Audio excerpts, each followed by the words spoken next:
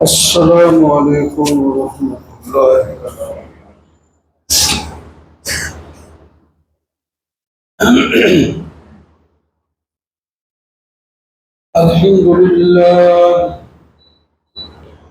الحمد للہ وکفى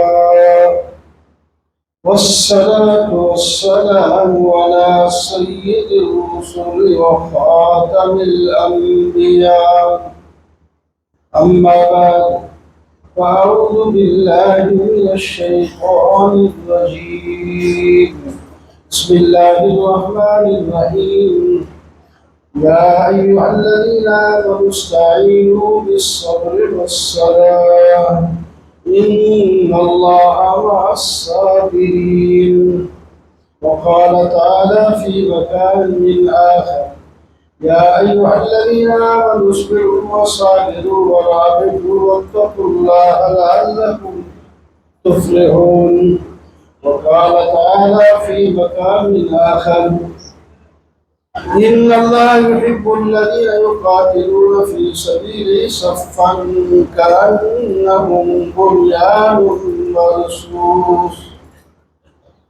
صدق الله مولانا العظيم وصدق رسوله النبي الكريم، ونحن على ذلك لمن الشاهدين والشاكرين، والحمد لله رب العالمين. محترم معزز سامعین، بزرگوں، دوستوں اور عزیزوں، قرآن پاک کی چند آیات تلاوت کی ہے۔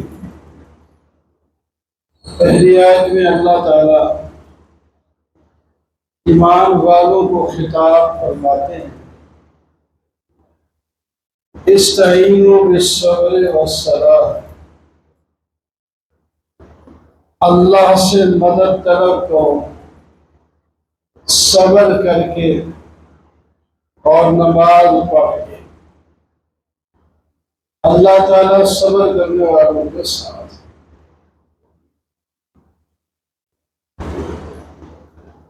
دوسری آیت تلاوت کی، اس میں اللہ تعالیٰ میرے ایمان والوں کو خطاب فرماتے ہیں، یا ایھا الذین آمنوا اصبروا، اے ایمان والو صبر کرو، وصابروا، اور صبر میں مقابلہ کرو،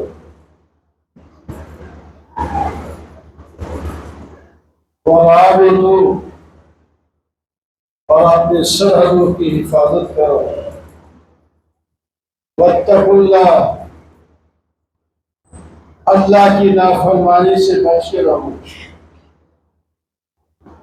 لعلکم تفلحون، تاکہ فلاح پاؤ۔ تیسری آیت کا ترجمہ، ان اللہ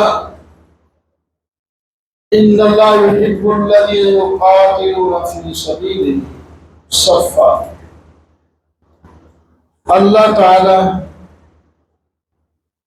محبت کرتے ہیں، پیار کرتے ہیں ان لوگوں سے جو اللہ کی راہ میں جہاد کے لیے صف باندھ کے اس طرح کھڑا ہو جس طرح ایک سیسا پلائی دیوار کھڑی ہو۔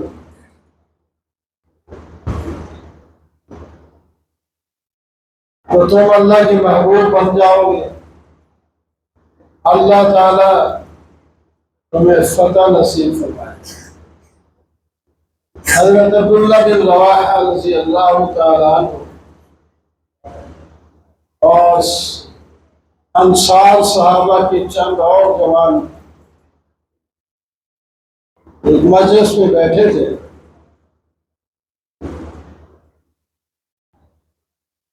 انہوں نے کہا اگر اللہ تعالی ہمیں یہ بتا دیں کہ کس عمل سے خوش ہوں گے اور ہم سے محبت کریں گے، ہمیں پتہ چل جائے تو زندگی بھر ہم اس پر عمل کریں گے۔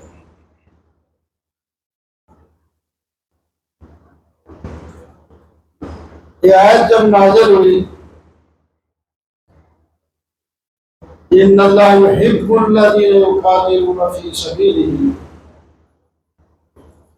جو اللہ کے راستے میں لڑتے ہیں، جہاد کرتے ہیں، اللہ تعالیٰ ان سے محبت کرتے ہیں۔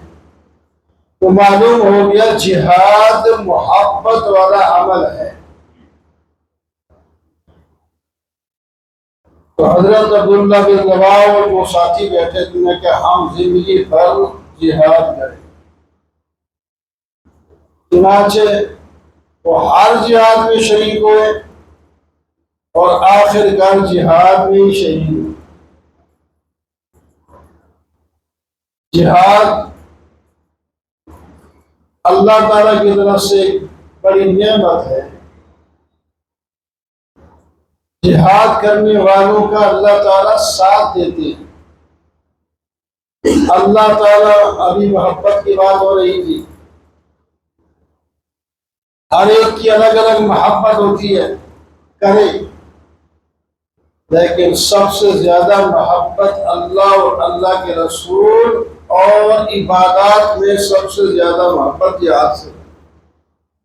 سورہ توبہ میں اللہ تعالیٰ فرماتے ہیں قُلْ إِنْ كَانَ آبَاؤُكُمْ وَأَبْنَاؤُكُمْ وَإِخْوَانُكُمْ وَأَزْوَاجُكُمْ وَعَشِيرَتُكُمْ، تقریباً 8 چیزوں کا نام لیا جن سے ہم سب کو محبت ہوتی ہے۔ والدین کو کس کو والدین کے ساتھ محبت نہیں ہوتی؟ سب سے پہلے نام ہی والدین کا۔ والدین، اولاد، بھائی بہن، بیوی، خاندان، تجارت، مال کمایا ہوا اور خوبصورت رہائش گاہیں، ان کا نام لے کر فرمایا یہ اگر ان سے محبت سے ہم نے نہیں روکا، اگر ان کی محبت اللہ اور اس کے رسول اور جہاد سے بڑھ گئی تو پھر انتظار کرو ہمارے عذاب کا۔ رکھو ان سے محبت، کوئی محبت سے کام چلے گا، محبت سے۔ اگر محبت نہیں ہوگی کیسے چل سکتے ہیں؟ اللہ نے ہمیں رشتوں سے جوڑا ہے، رشتے پیارے ہوتے ہیں۔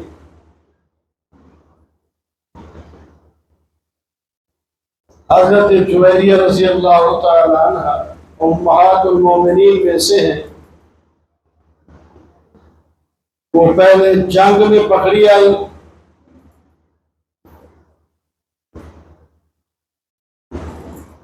بادی بنی،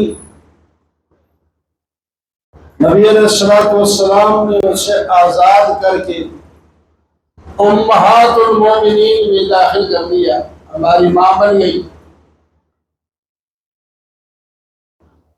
تو صحابہ کرام کو جس وقت پتہ چلا کہ حضرت جویریہ اب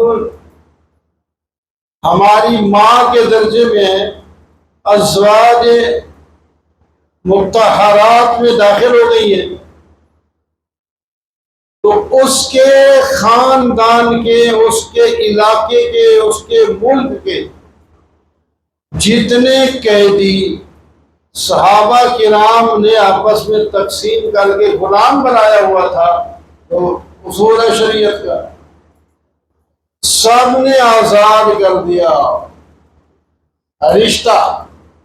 رشتہ ہو گیا، وہ تو نبی علیہ السلام کے سسرال بن گئے، ہم نبی کے سسرال سے تو غلام نہیں بنا سکتے۔ رشتے کی بات کریں، ایسی اچھی چیز رشتے کا خیال رکھنا چاہیے۔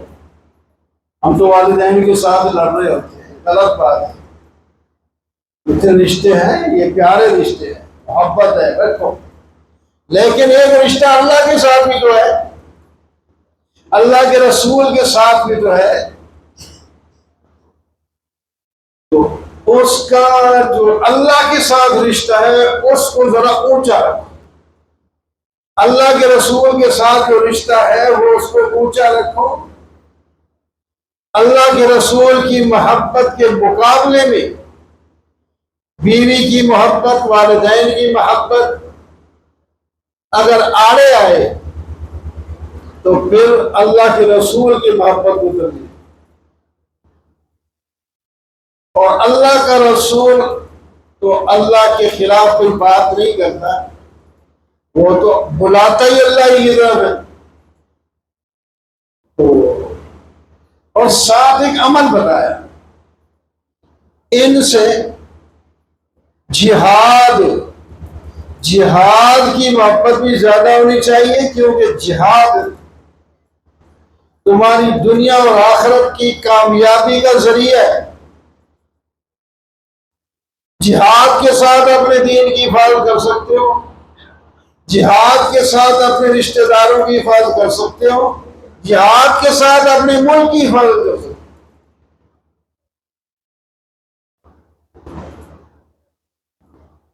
ایک صحابی نے عرض کیا، یا رسول اللہ، میں چاہتا ہوں کہ میں کہیں غار میں چلا جاؤں اور صرف عبادت کروں اور عبادت کرتے کرتے مر جاؤں. آپ صلی اللہ علیہ وسلم نے فرمایا، میں یہودیت اور نصرانیت لے کے نہیں آیا، یہ رہبان اور راہب ادھر بنتے ہیں.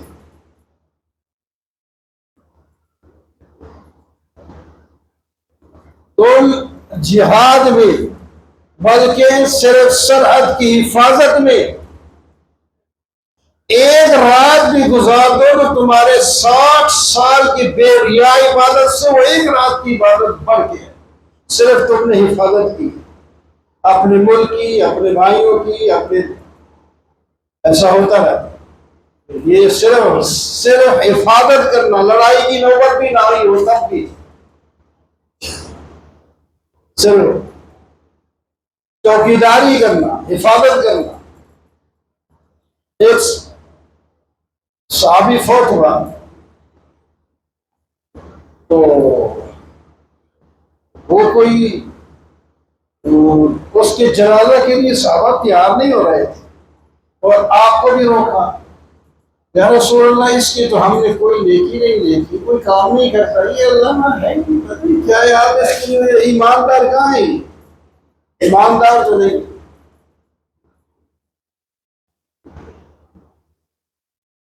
آپ نے پھر مجمع میں لوگ جو اکٹھے تھے آخر متوجہ ہو کر فرمایا، بھائی اس کی کسی آدمی نے کسی قسم کی کوئی نیکی دیکھی ہے تو بتا دو، کوئی نیکی دیکھی ہو. ایک صاحب کھڑے ہوئے کہنے لگے، میں نے اس کو دیکھا ایک رات یہ سرحد کی حفاظت میں چوکیداری کر رہے تھے، اپنی ملک کی حفاظت کی ایک رات. فرمایا اٹھو جنازہ پڑھتے اور میں گواہی دیتا ہوں کہ جنت میں جائے. جنازہ پڑھ.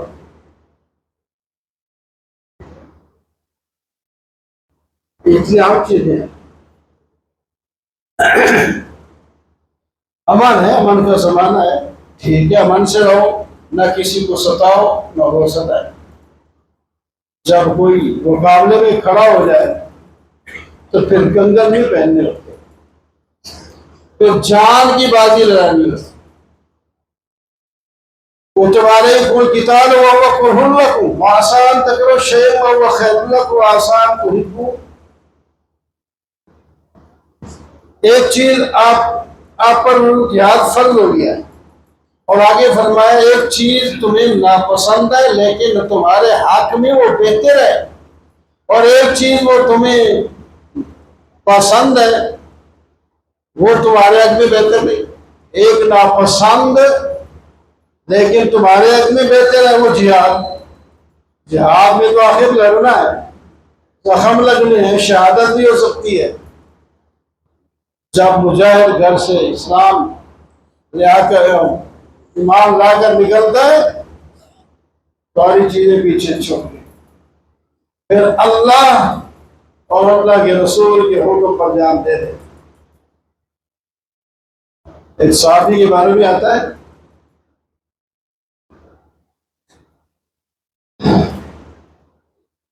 اس کا ایمان لانے کا ارادہ تو تھا، لیکن سودی کاروبار ابھی اس کا چل رہا تھا، یہ سود حرام ہو گیا ہے۔ اب اگر وہ ایمان لاتا ہے، سود سارا چھوڑنا پڑتا ہے۔ کہتا ہے اس کو میں سارا سود کا نظام اپنا ٹھیک کر لوں، مال شال اپنا جمع کر لوں، واپس کر لوں، اس کے بعد ایمان لاؤں گا۔ ایمان کا ارادہ ابھی ایمان لایا نہیں۔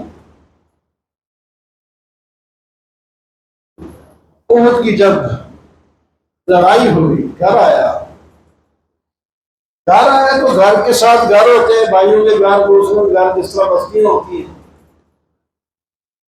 تو گھر والوں سے پوچھا فلانا بھی گھر میں نہیں ہے، فلانا بھی گھر میں نہیں ہے، فلانا بھی نہیں ہے، وہ کدھر گئے؟ نے کہا آپ کو پتہ نہیں، وہ میدان جنگ میں چلے گئے، احد میں چلے گئے۔ اچھا، تلوار اٹھائی، گھر سے سیدھا میدان جنگ میں۔ وہاں جب جا رہا تھا، صحابہ نے دیکھا یہ تو ایمان نہیں لایا، کافر مشرک ہے، یہ جہاد تلوار لے کے آ رہا ہے تو آخر ان کی مدد کرے گا نا۔ اور انہوں نے روکا، ٹک جا، کون ہوتا ہے تو، کس لیے آیا ہے؟ اس نے کہا ٹھہرو میری بات سنو، میں آپ کے ساتھ ہوں اور اللہ کے لیے جہاد کرنے کے لیے آیا۔ ساتھ شریک ہو گیا، لڑتا رہا، زخمی ہوا، جب لڑائی بند ہوئی تو زخمی حالت میں اسے گھر لایا گیا، تو ان کے گھر والوں سے پوچھا، ان سے پوچھے یہ کس واسطے کیا؟ ایک ہوتا ہے قومی غیرت بھی ہوتی ہے نا، یہ چونکہ ہماری قوم لڑ رہی ہے، ہمارے رشتہ دار لڑ رہے ہیں، اس واسطے ان کو بچانے کی، اس واسطے لڑنے گیا تھا، یا اس کا کوئی اور مقصد ایمان لایا تھا؟ اس نے پوچھا تو ابھی وہ زندہ تھا، اس نے کہا اللہ کے لیے میں جہاد کی۔ اس کے بعد اس کی وفات ہو گئی، اس کا جنازہ پڑا، یعنی ابھی وہ ایمان لایا، ایک نماز بھی نہیں پڑھی، شہید ہو گیا، جنت میں چلا۔ ایسے بھی لوگ، اور جہاد جس طرح ہم گھر بیٹھ کے سوچتے ہیں مر جائیں گے، زخمی ہو جائیں گے، وہی ہو جائے گا، وہ ہو جائے گا، اس کو سوچتا رہے تو کبھی جہاد نہیں کر سکتے۔ پھر وہ ذلت آتی ہے، دشمن قابل ہو جاتا ہے، پھر قید کر لیتا ہے، قید ملک پر بھی قبضہ ہو گیا، ان افراد پر بھی قبضہ ہو گیا، اور انہی کی خواتین کو پکڑ کے ان کے سامنے بھی عزت کرتے، مال بھی ان کا، ان کا ملک بھی ان کی، عورتیں بھی ان کی۔ اب بتاؤ جہاد نہ کرنے کا کتنا نقصان ہوگا؟ اگر جہاد کرتے کرتے مر گئے تو شہادت مل گئی، جنت میں چلے گئے، فاتح ہو گئے تو فتح حاصل کر کے گھر آگے عزت ہے، مال غنیمت بھی ملا، عزت بھی مل گئی۔ تو اس واسطے جب مشرکین کے ساتھ جنگ چھڑ جائے تو اس وقت پھر نرمی کرنے کی ضرورت نہیں، اپنی ساری قوت لگا دینی چاہیے۔ کوئی باتیں نہیں کرتے لڑائی، ٹھیک ہے، وہ اپنے ملک میں رہتے ہیں، ہم اپنے ملک میں رہتے ہیں، کہ جنگ زیادتیاں شروع ہو جائے، ایسا نہیں ہوتا۔ ہمیں تو اقدامی جہاد کا حکم ہے، ہم دفاعی جہاد بھی نہیں کر سکتے۔ اقدامی جہاد تو خود ہوتا ہے، یہ لوگوں غیر مسلموں کو کوئی ایمان لے آؤ، ٹھیک ہے ایمان لائیں ہمارے بھائی، ایمان نہیں لاتے تو زبردستی ہم تمہیں مسلمان نہیں بناتے، تم اپنے عقیدے پہ رہو، لیکن ہماری حکومت تسلیم کر کے ہمیں ٹیکس تو تھوڑا سا لیں گے، ہم بے شک لیں گے، تمہیں دینا پڑے گا تاکہ پتہ ہو کہ ہم کسی اور کی حکومت میں اب ہیں۔ ٹیکس تو ہم تو آپ کا ٹیکس لگا کے ان سے لے لیں، اور اگر وہ کہتے ہیں ہم ٹیکس بھی نہیں دیتے تو پھر فرمایا میدان میں آؤ اور میدان فیصلہ کرے گا، تیسرے نمبر پہ جا کے ان کے ساتھ لڑنا ہے۔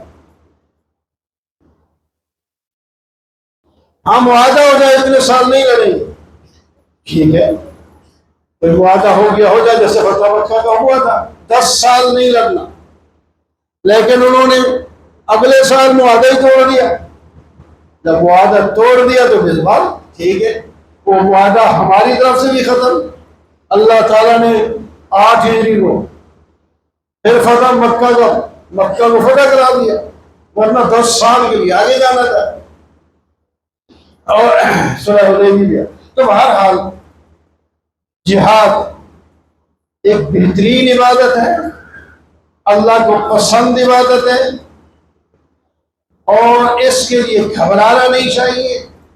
ایک فوج ہماری متعین ہوتی ہے، ان کا کام تو ہے ہی یہی، لیکن ضرورت پڑے تو پھر ہر عوام میں سے بھی ہر آدمی کو فوجی کا کردار ادا کرنا چاہیے، فوج کا ساتھ دینا چاہیے، اور فوج کو آگے بڑھنا چاہیے، اور دشمن کا مقابلہ کرنا چاہیے، پھر میدان فیصلہ کرے گا۔ اللہ تعالیٰ فرماتے ہیں تم قدم بڑھاؤ گے تو میری نصرت آئے گی، میری مدد آئے گی، تم ہی قدم نہ بڑھاؤ تو پھر ٹھیک ہے گھر میں رسوا ہوتے رہو، ہم کیا کریں؟ تم قدم ہی نہیں بڑھاتے، اٹھتے ہی نہیں، ویسے تو اللہ تعالیٰ ویسے ہی ملک کو فتح کرا دے۔